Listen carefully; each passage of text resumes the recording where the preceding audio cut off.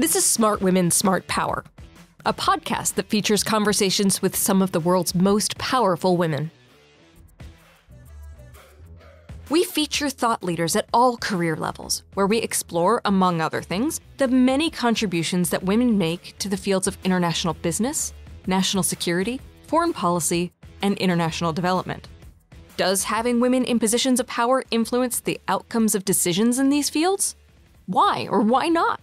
Join me, Dr. Kathleen McInnis, Director of the Smart Women, Smart Power Initiative at the Center for Strategic and International Studies, for these incredible conversations. Nina Jankowicz knows what it's like to be attacked for defending the truth, and she's now on a mission to increase the cost of lies that undermine our democracy. On this episode, we'll dive into Nina's past, from leaving government, suing Fox News, and ultimately using the sum of her experiences to inspire the creation of the American Sunlight Project. I'm Dr. Kathleen McInnis, and this is Smart Women, Smart Power. So hi, Nina. Welcome to the podcast. It's so wonderful to see you here today in CSIS headquarters. Thanks for having me. I'm delighted to be here. Well, so to get us started, what drew you into the world of disinformation and online? I mean, because some of your work sort of looks at online radicalization as well, how to be a woman online, that sort of stuff. How did you get into that space? Somewhat accidentally. So I am a Russianist by training. I did my 2 degrees in Russian and East European studies, spent time in Russia and Ukraine, and I noticed early on in my career when I was at the National Democratic Institute working on programs to support democracy in Russia and Belarus that the internet was increasingly becoming essentially a weapon for Russia. This was pre-Maidan, pre-kind of… Right, so yeah, what year was that then? Like 2012, 2013. Yeah, so it was obvious to you then. Yeah, I mean, it was clear that NDI and organizations in the democracy space were being lied about by the Russian government and its proxies on the internet, and that we in the West were really unprepared to counter those lies. In fact, kind of the guidance that we in the democracy support community got at the time was like, don't give it any credibility, don't respond. Right. And that, to me as a millennial, as somebody who had grown up with every social media platform known to man, probably some ill-advised, like that just seemed like the wrong tack to take. And so I pushed pretty hard on the team at the time that we should get on Twitter, that we should make sure all of our web presence was super up to date, because otherwise we were handing the narrative ground to the Russians when we and our partners were under attack. And then in 2013, obviously, Euromaidan happened. We had this big onslaught of what we were all then calling just fake news, right? Right.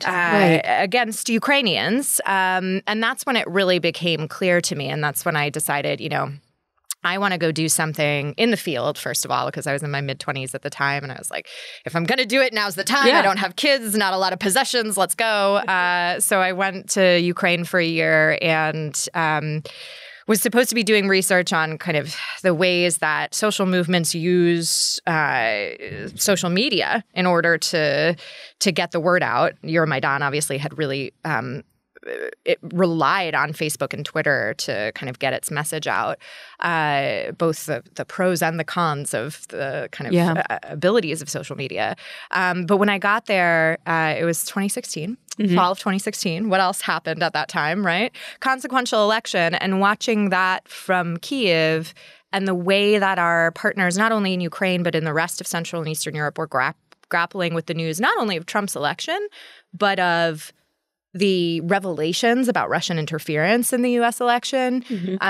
That's when I felt like I had something really unique to offer. I knew Russia really well. Yeah. I understood kind of the motivations of Russian foreign policy, had been intimately acquainted with their online tactics, and was watching this all develop from Ukraine. And I thought, there's some lessons to be learned here from our partners and allies in Central and Eastern Europe. And I think now's the time to tell their stories. Well, there's so many questions. Like, when did you realize, you sort of hinted at it here, but a little bit more explicitly, like, when did you realize that this was going from like a PR challenge to a strategic threat?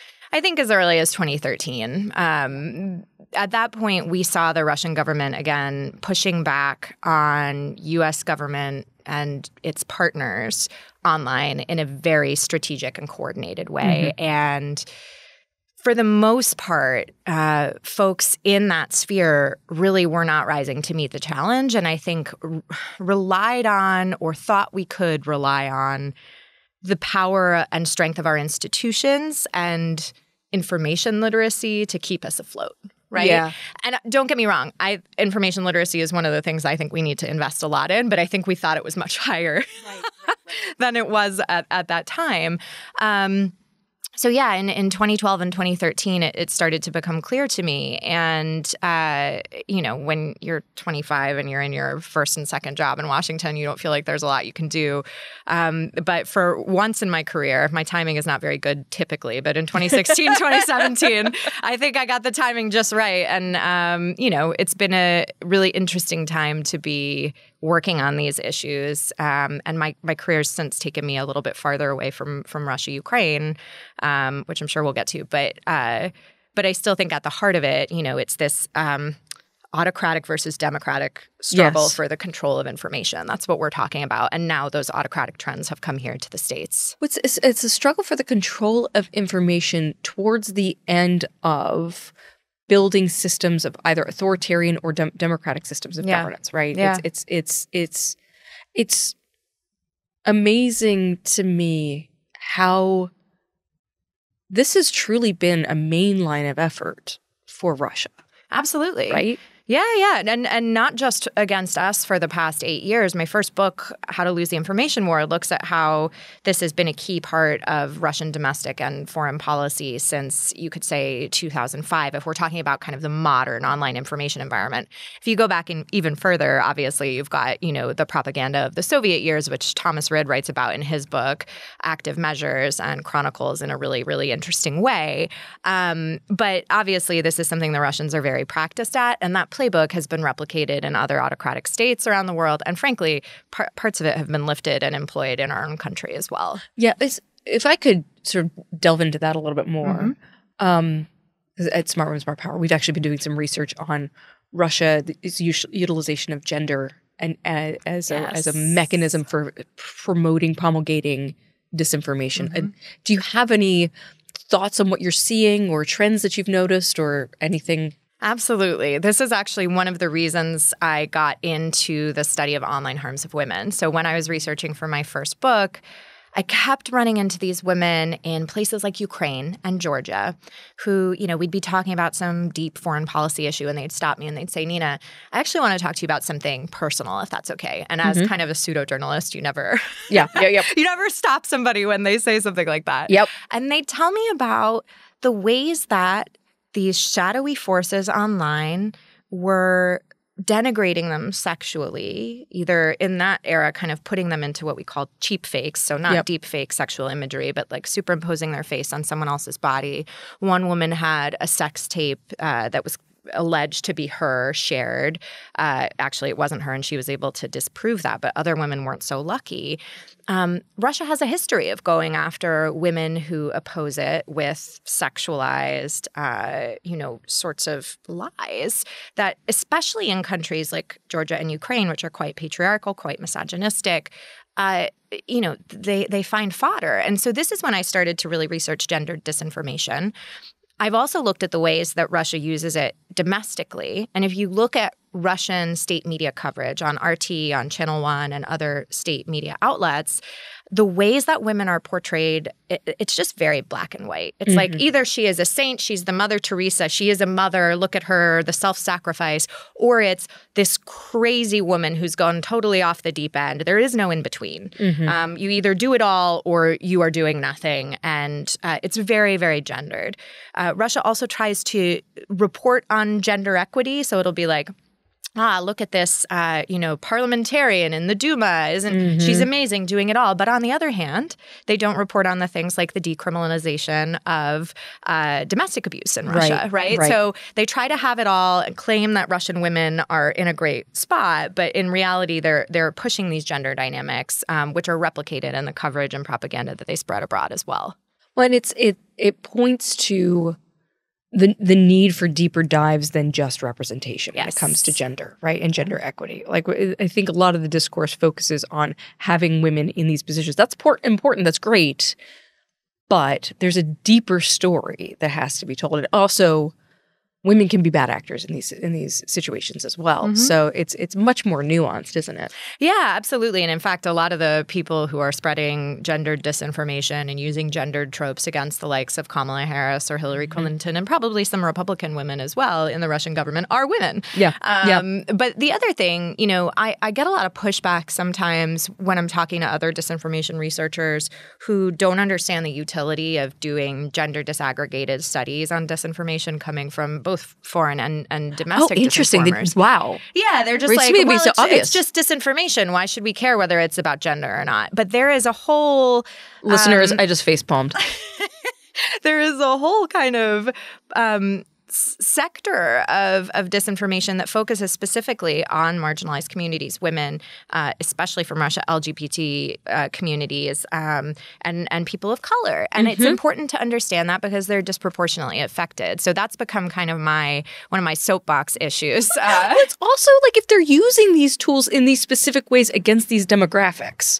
Like if that's the tool, if that's what they're doing, let's understand that strategy. Let's understand that play in much more detail. I mean, like we're supposed to be in the national security world understanding what our adversaries are doing so we can counter that. Yeah. When I first wrote in 2021 for a study I did for the Wilson Center on gendered disinformation, where we looked at women running for office in 2020, as well as different case studies of the way that China, Russia, and Iran all use gendered disinformation. And I said, gendered disinformation is a national security issue and should be understood through that lens. I literally got laughed at. Like, people did not understand it. Wow. Now I'm happy to say, 4 years later, I just a couple of weeks ago was at a conference in Brussels sponsored by the EEAS with like strong support of NATO as well on gender and identity-based disinformation as a national security issue. So perhaps if we don't get it, certainly our colleagues in Europe do. And now the gender and identity-based dimensions of disinformation and information operations have been included in NATO's strategic priorities, which is a really exciting step. And I hope to see that continue and not get potentially pared back in the years to come. One of the wonderful virtues of NATO is that once it's there, it's hard to roll back. I hope you're right. Just as a side note, we still have troops in Kosovo. Yeah. Well, excuse me. Now it's more relevant to have troops in Kosovo, but in the early Afghanistan years, we were wondering why can't we pull our brigade or battalion from Kosovo and put it in Afghanistan? Well, because NATO wouldn't let. Anyway, that's a digression. Before we leave Russia, because you're an expert and I'm just so fascinated by your insights. When you look at the disinformation campaign that they've waged, what are you expecting to see from them moving forward? Well, that's a rough one because I think they've achieved what they've wanted to achieve. We have an administration incoming in the United States that seems to be willing to make concessions without involving the say-so of our Ukrainian allies to Putin. We have a president who has, actively undermined and questioned the strategic importance of institutions like NATO. And of course, we have members of Congress who have actively shared Russian disinformation from the floor of Congress in service of goals related to not funding our allies in Ukraine. And so I'm not saying that Ukraine is Russia's only strategic objective, of course, but they have a much more malleable administration in the second Trump administration, I think, than they certainly did in the Biden administration, but perhaps even in the first Trump administration, because Trump was an unknown then. And now, not only do we know that, Trump and Putin have continued their relationship since Trump has been out of office, he's got broligarchs like Elon Musk who have maintained a relationship with Putin or kind of curried that relationship with Putin since then. And so in terms of information operations, if I were Russia, the cost benefit's not really there. I mean, like, focus on the high level diplomacy and relationship building, because that's where you're going to see the biggest bang for your buck in the next couple of years. I think we might see the information operations retrained on the EU, where I think the EU and NATO, although NATO to a lesser degree, given our involvement and funding of NATO, and, kind of the fact that we can veto certain things, I think the EU is going to have to pick up a lot of the slack for the defense and support of Ukraine if things go the way we think they will in the United States. And so I think there's going to be a huge effort to lobby, except not really lobby, to influence online both EU citizens and parliamentarians and officials who are making those decisions. Luckily, the EU is a little bit savvier about these issues than we are. Well, the decision you brought with you today was the decision to start your organization, the American Sunlight Project. So could you tell us about the project? And where did you get the name American Sunlight? Well, around this time last year, maybe a little bit earlier, I started to kind of peek my head over the parapet, having gone through the ringer with a nationwide harassment campaign that had been trained on me. And I think we'll get to the details of that in a little bit. But it seemed like anybody who was doing research on disinformation, taking a stand for the truth, even basically just doing their job in the federal government as a journalist, as an academic or a think tank employee, was finding themselves on the receiving end, if not of harassment, then of investigations from Congress, document requests, lawsuits. And having gone through the worst of some of that myself, I felt kind of uniquely prepared to take on that behemoth and say, you know what, I've been lied about, I've been smeared. The work that I did in government and let's get into that. What happened?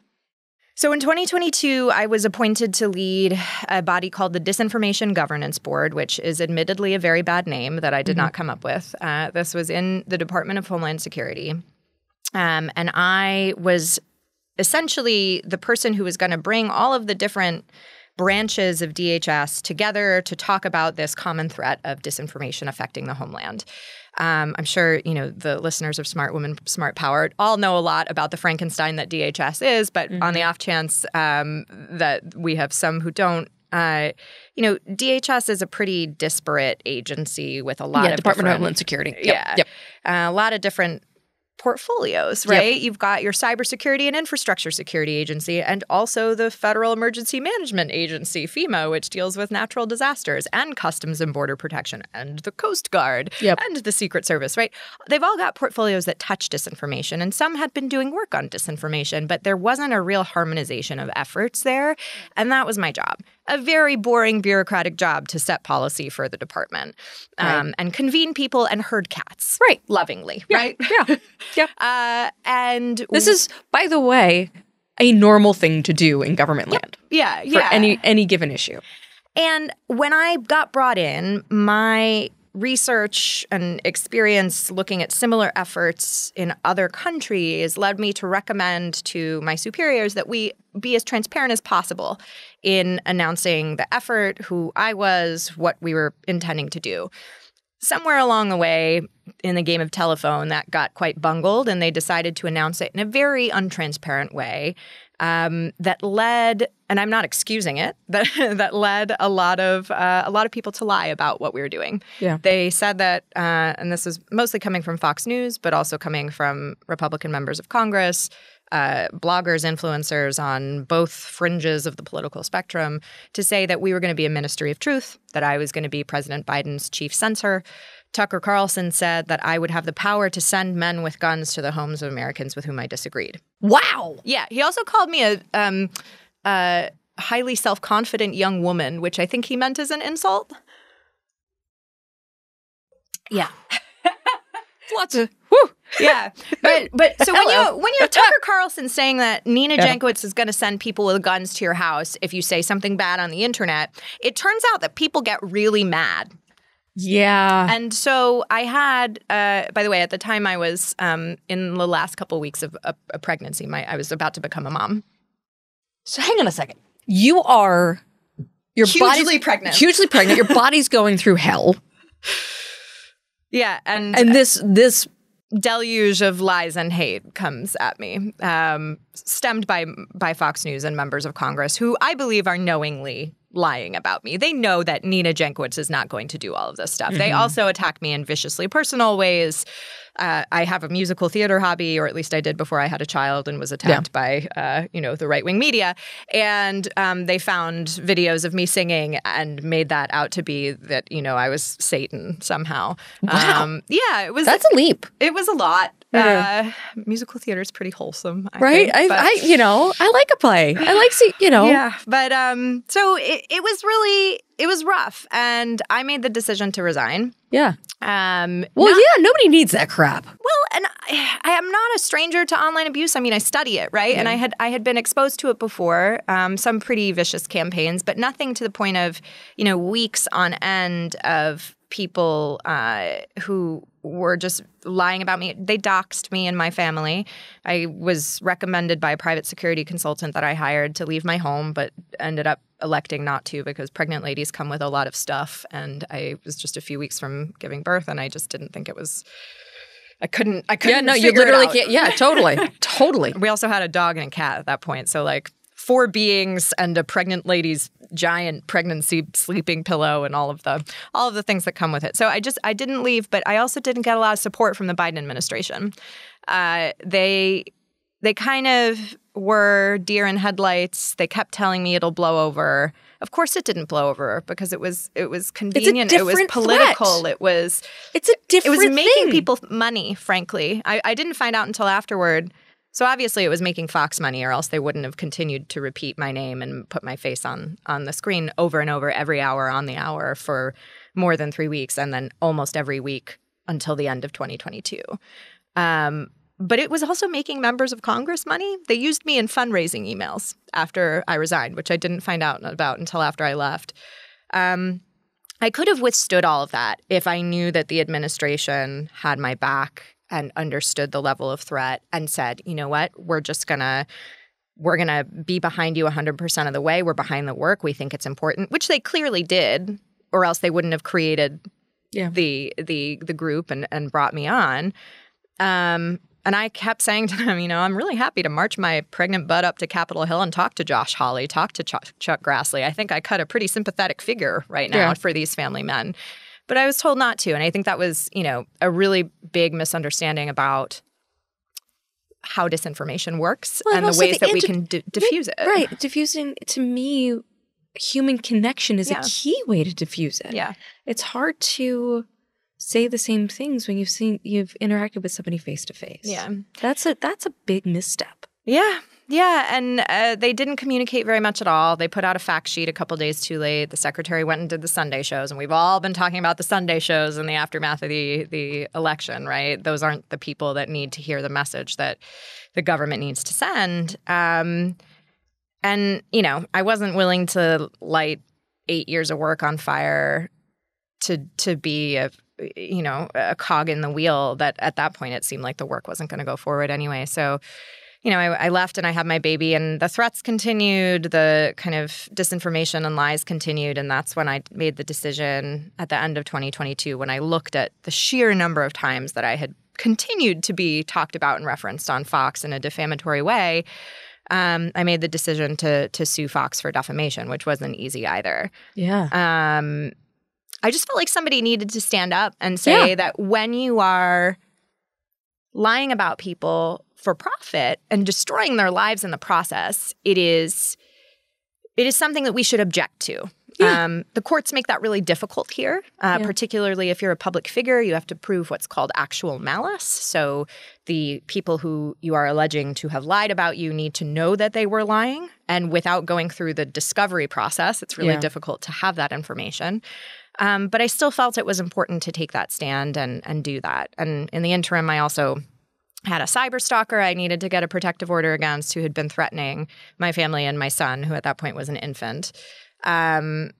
I was named in a frivolous civil suit that cost me tens of thousands of dollars to get dismissed. It's been rough. And so after all that happened, I kind of, again, put my head above the parapet, and I saw this happening to other people in the space, perhaps not to the same degree, but, they were ensnared in lawsuits that luckily their institutions were kind of defending them in. They were being smeared by bloggers and fringe media outlets. And as a result, their institutions and kind of the research that they did in some cases was crumbling around them. And as we headed toward the 2024 election, I said, this is really important that we keep defending these people. Yeah. And so the American Sunlight Project is in part an effort to push back against these lies, to push back against the real kind of harassment and coordinated abuse of disinformation researchers, but it's also to carry the torch forward because, again, I've been through hell already. So I'm able to kind of operate in the political space that many of my academic colleagues are unable to do. Right. And you asked about the name. I thought it was important to remind people that even though they might disagree with me, I too am an American citizen. Yeah. I care about my country. This is about protecting our national security, protecting everyone's right to participate in democracy. Right, and it's post-partisan, right? This is not a partisan issue. It shouldn't be. This is the right to self-expression, and because you run this tape forward. You can easily see the same playbook being run against these actors that hurt you. Yeah. So it's actually in everybody's interest to get a handle on this and take this seriously. Yeah, I've always said in 4 congressional testimonies that I've done and my one deposition before Jim Jordan's subcommittee on the weaponization of the federal government, forgot that one. That was also part of the 2022 to 2023 year of hell. I've always told did you survive that? I have a really great husband and a really good therapist. Yeah, fair. And you know what?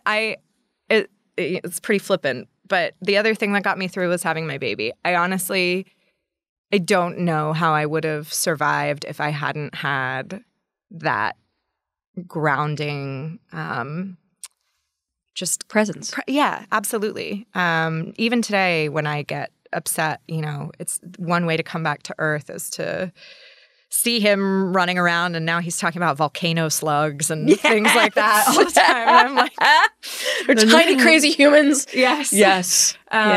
So I'm really lucky to have had that in my life at the time, because there's nothing that can remind you of kind of humanity, common humanity, and purity than a kid. And frankly, when some of the abusers write to me on usually Facebook, old men invariably write to me and say horrible things, and they've usually got a picture of their grandkids, like them with their grandkids in their profile picture.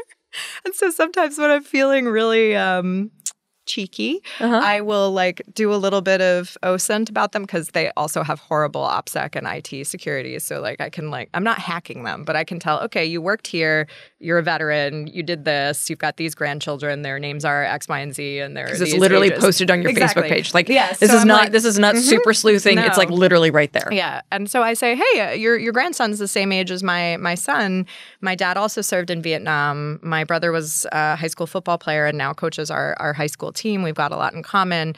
Sorry that you've been lied to about me. I promise you I was just trying to do the best thing that I thought was good for our country.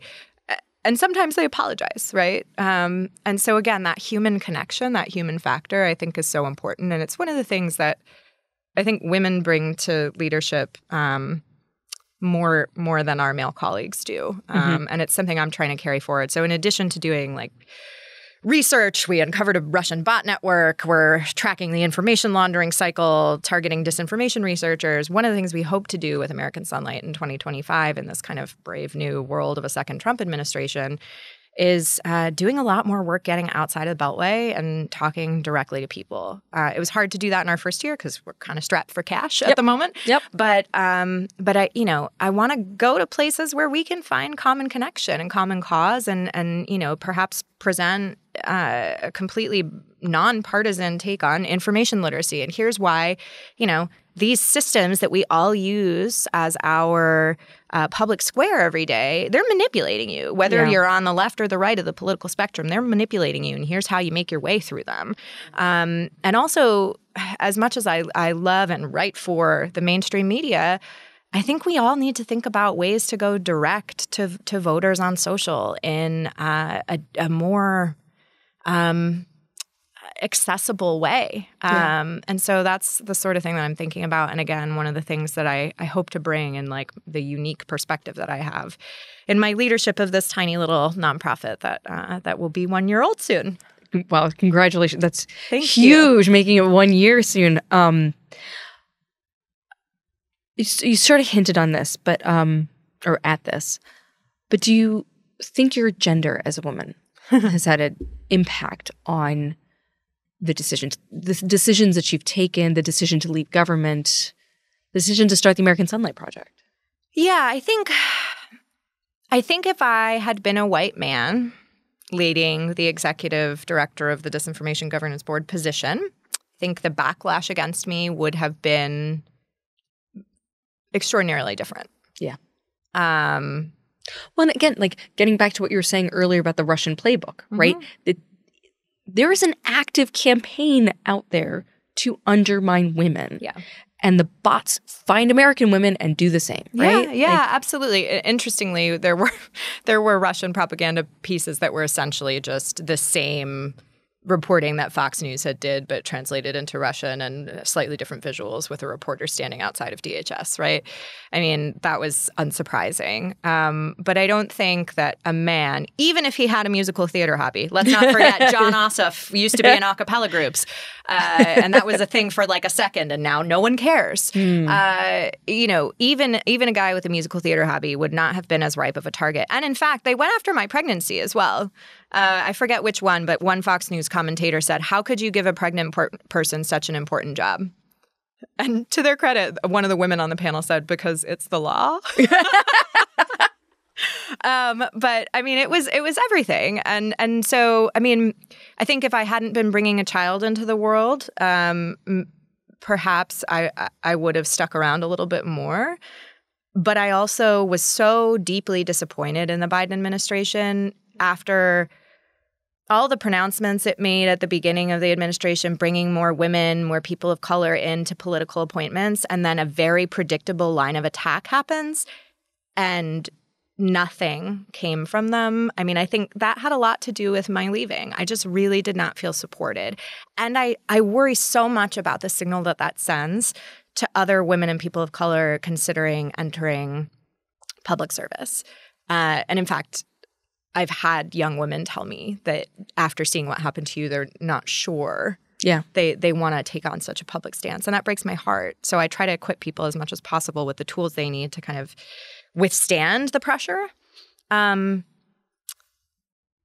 the other thing that I think about when I'm traveling a lot for work or yesterday my son was like, "Mommy, put down your phone," which, that is right on the money. Yeah. I mean, I hope one day when he's old enough to understand his origin story and the time when he came into the world, literally 3 weeks after I resigned from my dream job because of what happened, and the reason I've been doing all this work since then, I hope it makes him proud, right? And so, yeah, I think being a woman contributed to all of that. But also, for all the young women who come to me and say, "How did you do this?" I'm like, "I don't know. I stumbled into all of it and made a lot of mistakes along the way." But I want to make sure that I hold my ground for them so that it's easier for them in the future. Well, to close out our conversation, I'd love your thoughts on what does power mean to you? Smart women, smart power. What does power mean to you? I think power is something that needs to be wielded very delicately. And delicate is such a feminine word, right? It's my first time managing a small to mid-sized team. I've done research projects where I manage them, but to have employees who are counting on me to get paid and to lead them in a path that elevates them. I mean, it's weighty. It's really weighty. And I joke about this a lot, but I feel very much like my role as a mom and my role as a manager and a leader of an organization are not too far apart. Mm-hmm.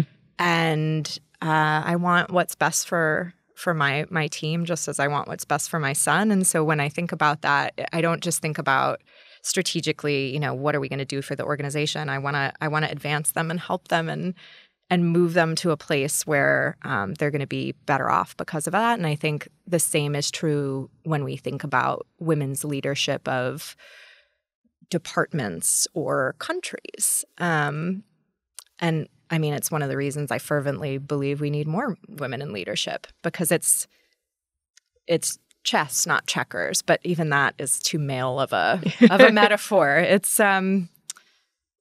seeing the whole earth. Yeah, exactly. Nina, thank you so much for joining us today and for sharing some really painful moments. And here's to paying it forward.